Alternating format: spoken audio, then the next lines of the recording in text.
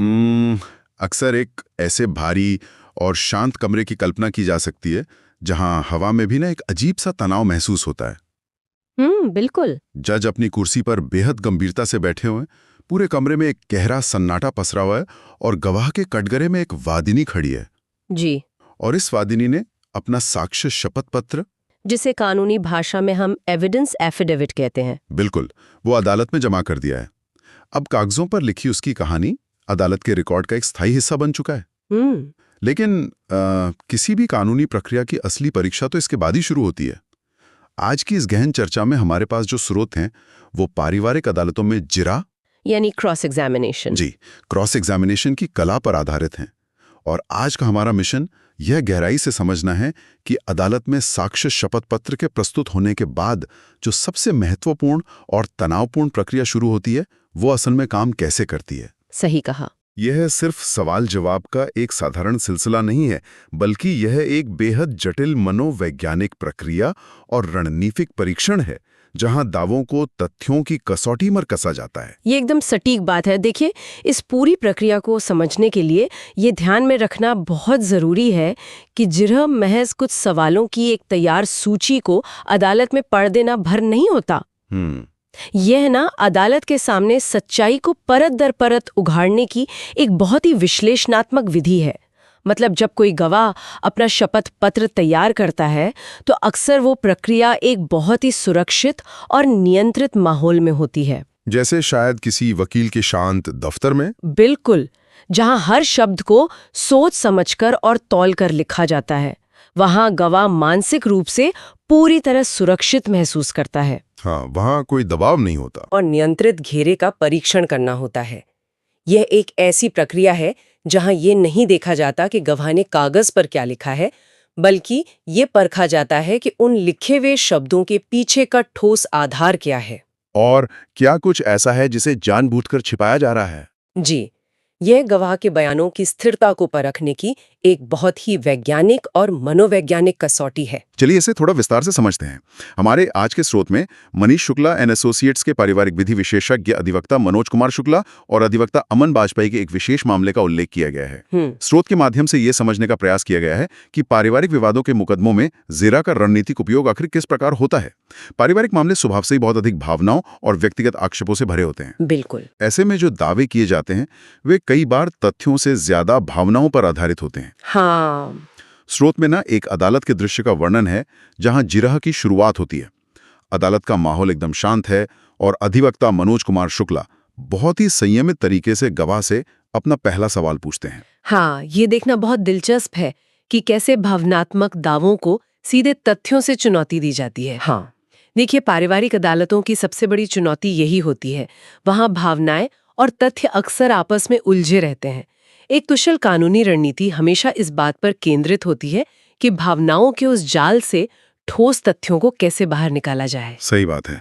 स्रोत में बताया गया पहला सवाल इसी रणनीति का एक बहुत ही स्पष्ट उदाहरण पेश करता है, जहां दावों की सत्यता को सीधे तौर पर एक दस्तावेजी तथ्य के सामने खड़ा कर दिया जाता है। बिल्कुल।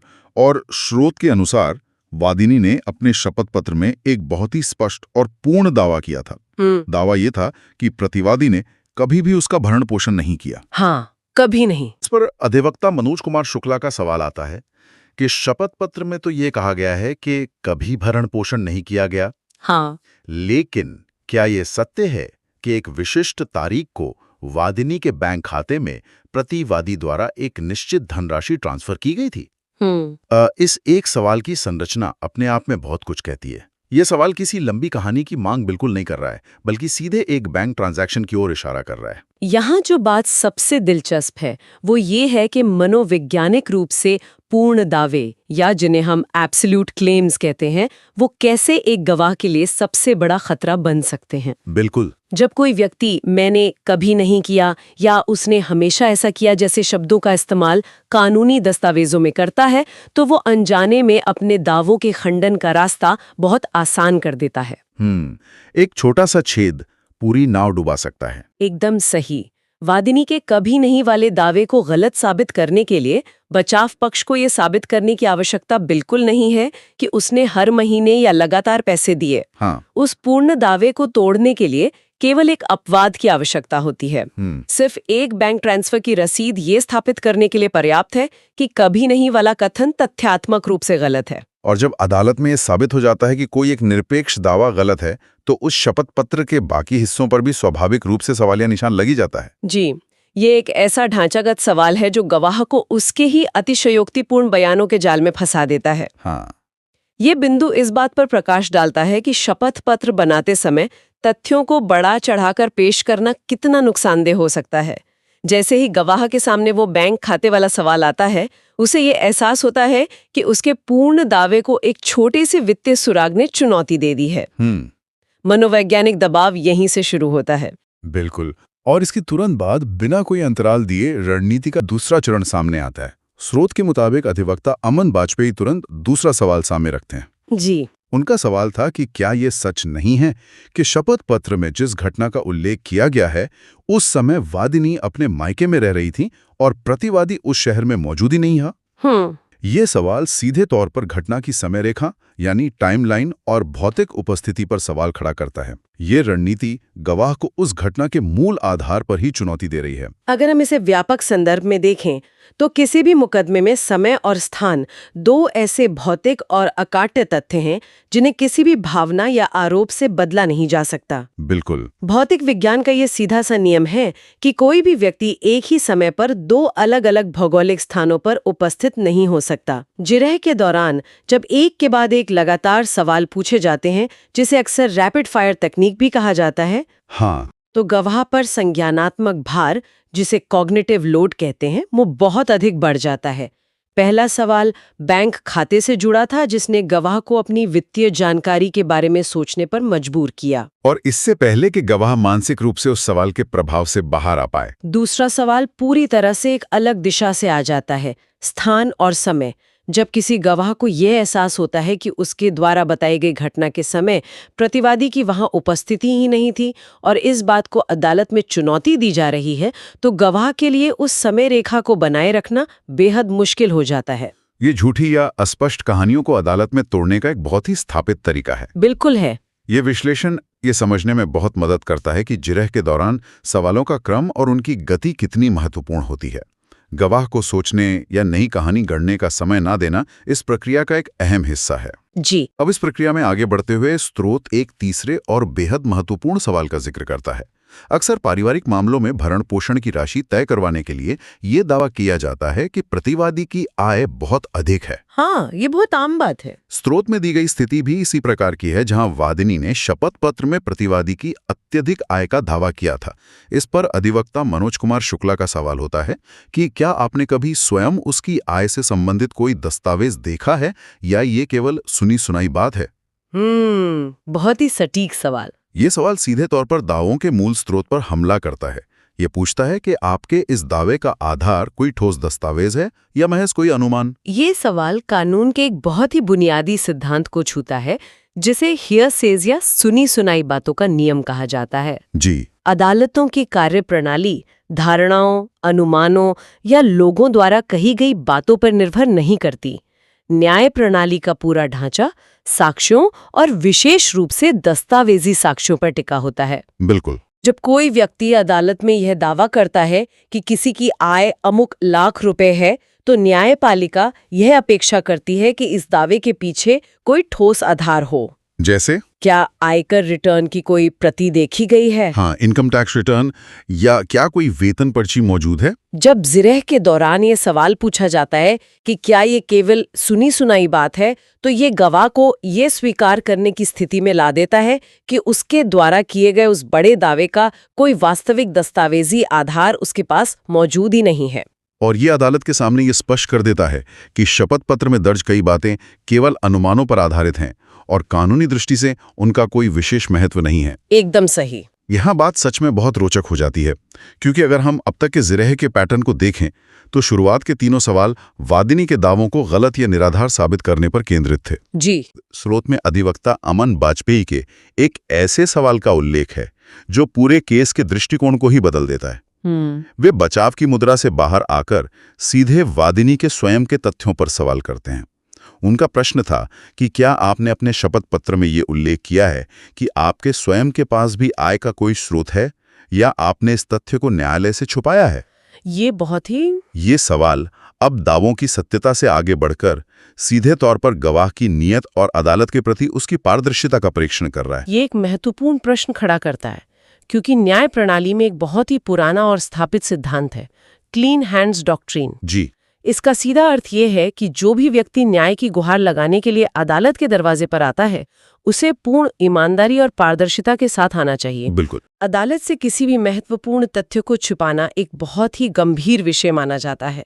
जब ये सवाल पूछा जाता है कि क्या आय का अपना स्रोत न्यायालय से छुपाया गया है, तो ये केवल एक वित्तीय तथ्य का खुलासा नहीं है।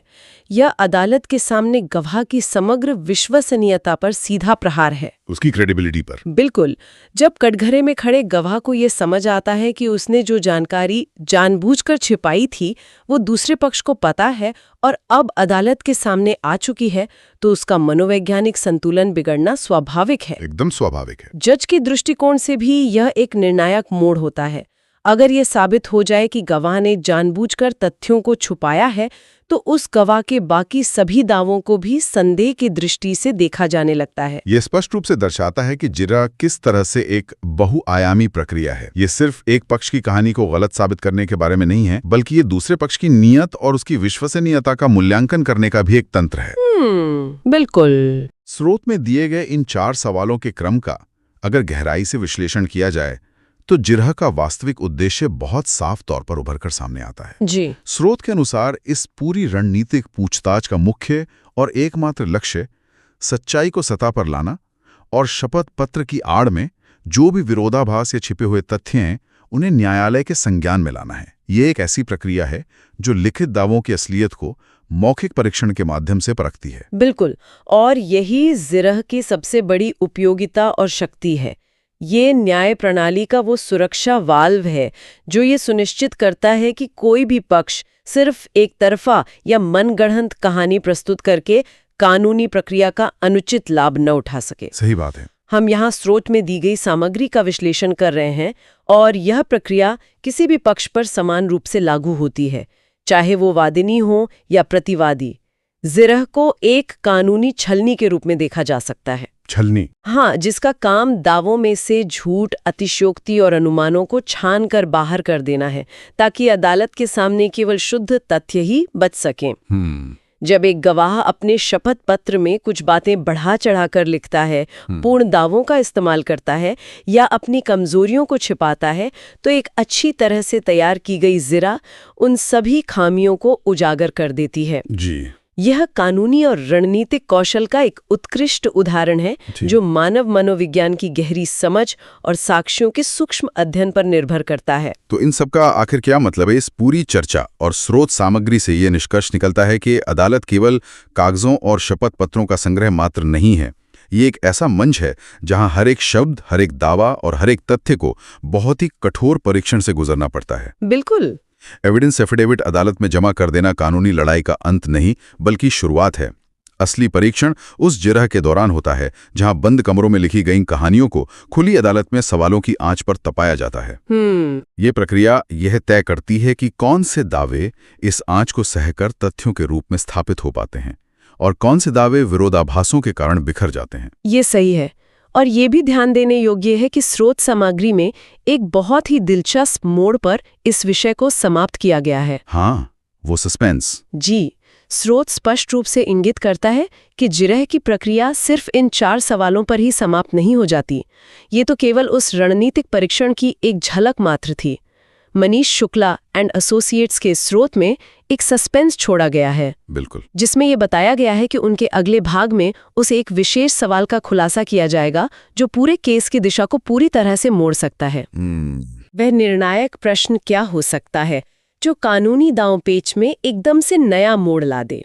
यह बिंदु इस चर्चा की गहराई को और बढ़ा देता है और यह सोचने पर मजबूर करता है कि कानूनी रणनीतियों में सवालों का चयन कितना प्रभावशाली और गहरा हो सकता है।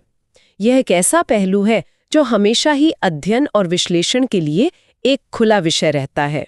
उस एक सवाल की प्रकृति क्या होगी, ये निश्चित रूप से आगे के विश्लेषण का एक बहुत ही रोचक विषय होगा। लेकिन आज के हमारे इन स्रोतों के आधार पर जो विस्तृत चर्चा हुई है, वो हमारी न्याय व्यवस्था की एक बहुत ही सूक्ष्म और जटिल वास्तविकता को सामने लाती है। साक्ष्य, शपथ पत्र और जिरह के बीच का ये द्वंद्व हमें कानूनी प्रक्रियाओं के बारे में एक बहुत ही गहरे विचार के साथ छोड़ जाता है। जी बिल्कुल। ये विचार करने वाली बात है कि हमारी पूरी न्याय प्रणाली अक्सर मानव स्मृति और अत्यधिक दबाव झेलने की उस व्यक्ति की क्षमता पर कितनी अधिक निर्भर करती है। अदालत का वो भारी वातावरण, वहां का सन्नाटा, सब कुछ रिकॉर्ड होने का दबाव और कटघरे में खड़े होकर एक के बाद एक तीखे सवालों का सामना करना, ये सब मिलकर किसी भी इंसान पर एक ऐसा मनोवैज्ञानिक दबाव बनाते हैं जिसकी कल्पना करना बाहर से बहुत मुश्किल है। एकदम सही। अगर अदालत के उस तनावपूर्ण माहौल में पूछे गए कुछ सटीक और रणनीतिक सवाल किसी व्यक्ति के आत्मविश्वास को डिगा सकते हैं और पूरी कहानी के विरोधाभासों को सामने ला सकते हैं, तो ये एक बहुत ही विचारणीय प्रश्न खड़ा करता है। वो प्रश्न ये है कि अदालत के उस कटघरे में साबित होने वाला सच क्या हमेशा विशुद्ध रूप से केवल तथ्यों का ही परिणाम होता है, या फिर कहीं न कहीं ये इस बात पर भी बहुत अधिक निर्भर करता है कि उस विशिष्ट क्षण में उस भीषण मानसिक और मनोवैज्ञानिक दबाव के बीच कौन सा व्यक्ति बेहतर तरीके से खुद को संभाल पाता है कुल और अपनी बात पर अडिग रह पाता है। क्या ऐसा संभव है कि कई बार सच केवल इसलिए हार जाता हो क्योंकि इसे बोलने वाला व्यक्ति उस अदालती प्रक्रिया के दबाव के आगे टूट जाता है? ये एक ऐसा विचार है जो केवल कानून के दायरे तक सीमित नहीं रहता, बल्कि मानव मनोविज्ञान, स्मृति की विश्वसनीयता और हमारी न्याय खोजने की पूरी प्रणाली की गहराइयों में उतरने पर मजबूर कर देता है।